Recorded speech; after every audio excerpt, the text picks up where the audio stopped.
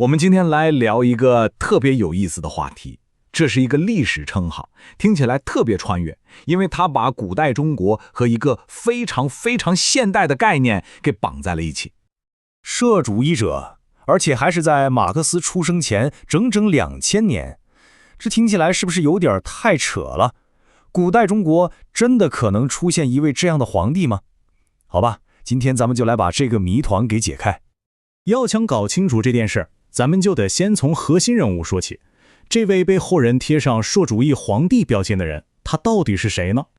好，咱们先穿越回公元1世纪初的中国，想象一下当时那个场景，曾经无比辉煌的大汉王朝已经不行了，整个社会摇摇欲坠，富人疯狂地吞并土地，老百姓的日子过得苦不堪言，朝廷里呢，到处都是阴谋诡计。可以说，一个巨大的权力真空正在慢慢形成。这就有意思了，站出来填补这个真空的人，王莽，他可不是什么手握兵权的将军，恰恰相反，他是个不折不扣的圈内人。他是个很有名望的儒家大学者，还是皇太后的亲外甥。在当时很多人眼里，他简直就是个品德高尚、能力超群的完美领袖。但谁也没想到，在这一切的背后，他正在酝酿一场翻天覆地的变革。就在公元9年，他出手了。他没用一兵一卒，而是通过一系列漂亮的政治操作，完成了一场不流血的政变。他告诉天下所有人，汉朝已经腐败透顶了，完蛋了。而我王莽将带领大家回到那个传说中的儒家思想里的黄金时代。那么问题来了，他当上皇帝之后，到底干了些什么，能让2000年后的历史学家给他扣上社会主义者这么一顶帽子呢？你看，这事儿的第一个矛盾点就出来了。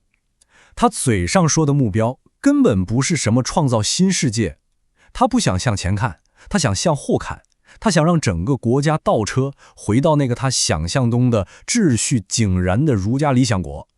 但是为了实现这个复国的梦，他采取的手段那可真是太激进了。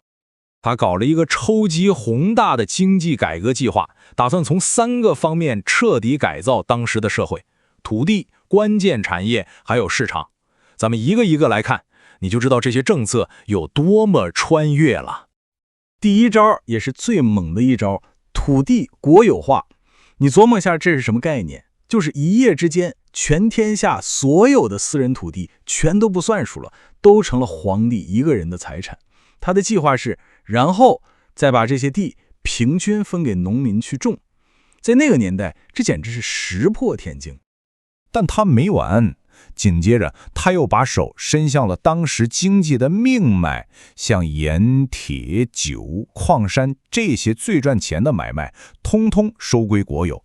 也就是说，从今往后，这些行业都由政府垄断经营，利润也全都归政府。他还想整顿市场，怎么做呢？政府来给商品定价，不让商人随便涨价坑人。甚至他还搞了国家贷款，专门借钱给农民，防止他们被那些放高利贷的给逼死。听起来是不是特别有现代感？这么一听感觉挺美好的，是吧？一个公平的社会，没人被剥削，简直就是乌托邦。但是现实情况却完全走向了反面，变成了一场彻头彻尾的灾难。是的，理想和现实之间的差距简直是天壤之别。这些听起来很棒的政策，在实际推行的时候根本行不通。底下的官僚系统又腐败又无能，没人知道该怎么干。最后的结果就是全国性的混乱、饥荒和普遍的绝望。他的新王朝可以说是迅速的就崩盘了。你看，先是天灾，黄河居然改道了，那可是淹死了、饿死了无数人。然后就是人祸，活不下去的农民纷纷起义，什么赤眉军之类的席卷全国。短短不到15年，一切就都结束了。都城被攻破，王莽自己也死在了乱军之中。好了，经历了这一切混乱之后，咱们再回到最初的那个问题，我们到底该怎么看王莽这个人？他是一个思想超前的社会主义者，还是一个固执到无可救药的理想主义者？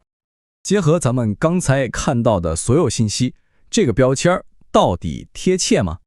咱们来看看这个对比，事情一下就清楚了。你当然能理解为什么有人会这么叫它，对吧？你看左边，土地国有，国家垄断，这听起来确实跟后来的社会主义很像。但是你再看右边，他做这些事儿的动机就完全是另一回事了。他脑子里根本没有阶级斗争这种概念，他也不是为了创造一个什么工人的天堂，他做这一切只是为了恢复他心中那个古老的保守的儒家理想。他是在向后看，而不是向前看。所以说，他是一个激进的传统主义者。你看这个词本身就很矛盾，他用的是革命性的手段，但追求的却是一个极其保守的目标。就好比一个人拿着最先进的激光切割机去修复一件古代的瓷器，工具是新的，但心却活在过去。他想重建的那个黄金时代，说实话，很可能从来就没真正存在过。也许王莽的故事对我们来说最大的意义，就是一个跨越1000年的警示。他告诉我们，自上而下地搞激进改革有多么危险，尤其是当普通老百姓根本不理解也不同意的时候，光有美好的初衷是远远不够的。那么说到底，王莽究竟是谁？是一个生错了时代的被误解的远见家，还是一个典型的例子，告诉我们不受制约的权利最终会走向何方？你看，历史从来不会给我们一个简单的答案，而这也恰恰是它最迷人的地方。